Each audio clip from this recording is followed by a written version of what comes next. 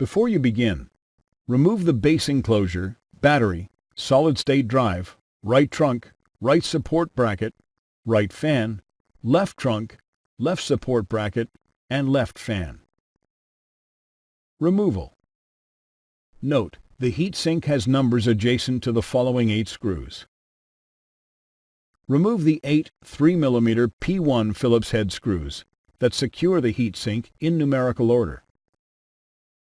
Note, due to the adhesive quality of the thermal grease located between the heatsink and processor components, it may be necessary to move the heatsink from side to side to detach it from the system board.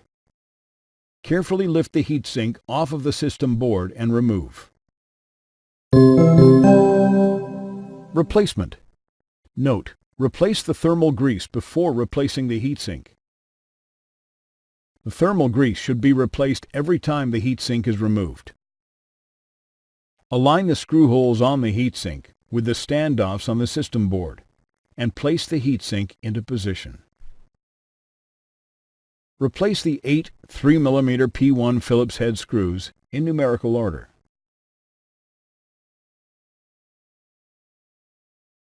Thanks for watching. Please click subscribe for more awesome videos and weekly updates.